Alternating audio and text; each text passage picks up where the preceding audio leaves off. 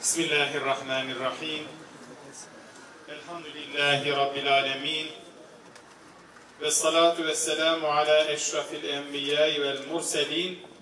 Seyyidina Muhammedin ve ala alihi ve ashabihi ecma'in. Bismillahirrahmanirrahim. İnna nahnu nuhyil mevta ve nektubu ma qaddemu ve asarahum ve kulle şeyin ahsaynahu fi imamin mubin. Sadakallahul azim. Muhterem kaymakamım, değerli belediye başkanım, çok kıymetli hocalarım, değerli misafirler, hanımefendiler, beyefendiler, bünyemizin güzel insanları, hepinizi en kalbi hürmet ve muhabbetlerimle selamlıyorum. Allah'ın selamı, rahmeti, mağfireti, bereketi bu güzel günde, bu güzel mekanda hepinizin üzerine olsun. İl müftümüzün konuşması Yasin suresindeki bu ayeti bana hatırlattı. İnna nahnu nuhyil mevta. Biz ölüleri diriltiriz. Ve nektubu ma qaddemu ve asarahum. Ve onların önceden gönderdiklerine ve izlerini kaydederiz. Rabbimiz öyle buyuruyor. Bıraktığı izleri, eserleri kaydederiz. Önceden gönderdiklerini de yazarız. Ve nektubu ma qaddemu. İşte sanki ayeti kerime bugünü anlatıyor. Öyle ya, Kur'an-ı Kerim'deki ayetler bir çeşme gibi. Çeşmeyi açtığınızda her an yeni su akar ya. Kur'an'daki ayetler de her okuduğunuzda yeni yeni manalar ilham ediyor. Hele 4 hafta yaş Kur'an kursları. Her zaman diyoruz ya, Diyanet İşleri Başkanlığımızın, müftülerimizin, müftülüklerimizin, imamlarımızın, Kur'an kursu öğreticilerimizin, müezzinlerimizin emekleri var. Her mahallede herkesin emeği var. Çünkü orada işte önceden yapmış olduğumuz hizmetlerimizin sevaplarını göndermemize vesile olan hizmetlerdir bunlar. 4-5-6 yaşındaki çocuklarımızı Rabbimizin rızasına uygun olarak yetiştirmenin mekanlarıdır buralar. Ne öğretiyoruz biz çocuklarımıza orada? Önce sevgiyi öğretiyoruz. Bakınız, sevgi. Sevgi olmazsa hiçbir şey olmaz. Sevmeyi öğretiyoruz. Neyi sevecek? Rabbini sevecek, peygamberini sevecek, kitabını sevecek, annesini, babasını, büyüklerini sevecek, vatanını, ezanını, bayrağını sevecek. Bu muhteşem değerler, mübarek değerler. Onları sevmek lazım. Onları seven nesilleri yetiştirmek lazım. Sonra saygıyı öğretiyoruz. Büyüklere saygı nasıl gösterilir? Onu öğretiyoruz. Sadakati, dürüstlüğü öğretiyoruz. Doğruluğu öğretiyoruz. Bizim medeniyetimiz dünyayı ve ahireti birlikte dikkate almamızı isteyen bir medeniyettir.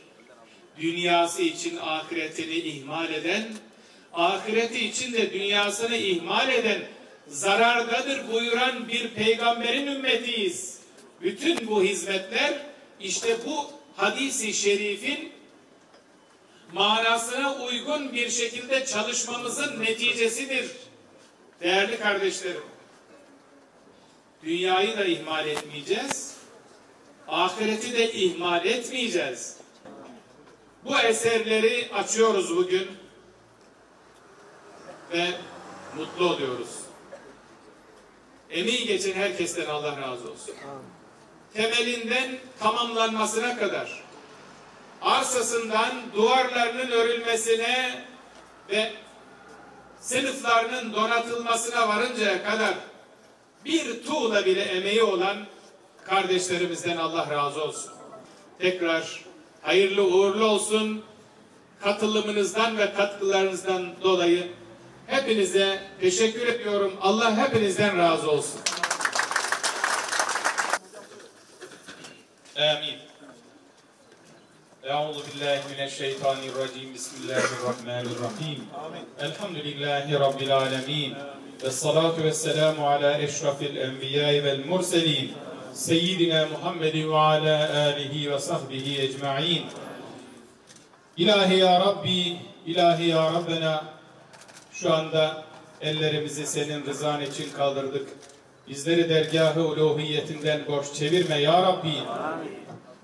Bünyemizde açmış olduğumuz dinimizle, diyanetimizle ilgili bu güzel müesseseleri senin yolunda en güzel bir şekilde istifade etmeyi nasip eyle ya Rabbi. İlahi ya Rabbi, Diyanet hizmetlerimizin daha güzel bir şekilde yapılmasına vesile eyle ya Rabbi. Kur'an kurslarımızda nice yavrularımızın Efendimiz Aleyhisselatü Vesselam'ın ahlakı ile ahlaklanmasına destek olmasını nasip eyle ya Rabbi. Katkı sağlamasını nasip eyle ya Rabbi.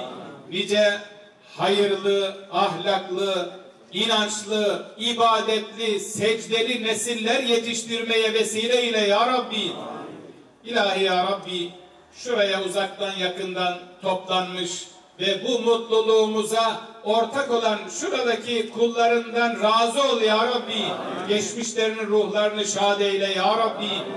Emeği geçen bütün kullarından razı ol ya Rabbi.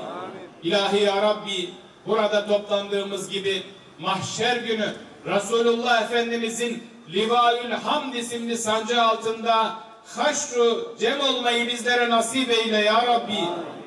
İlahi ya Rabbi, bu eserlerin projesinden tamamlanmasına katkısı olan tüm hayır sahiplerimizden razı ol ya Rabbi.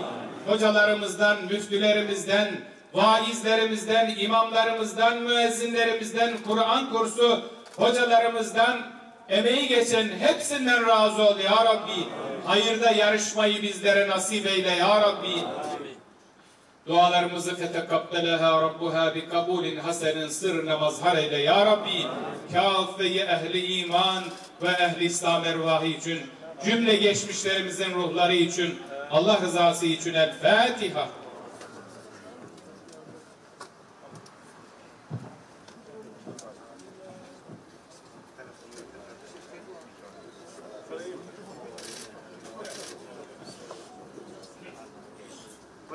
Muhterem kardeşlerim, açılışımızı yapıyoruz.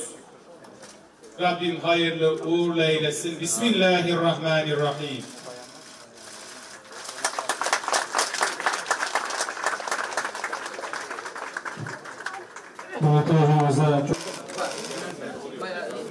Biz Samsun'a bağlıyız.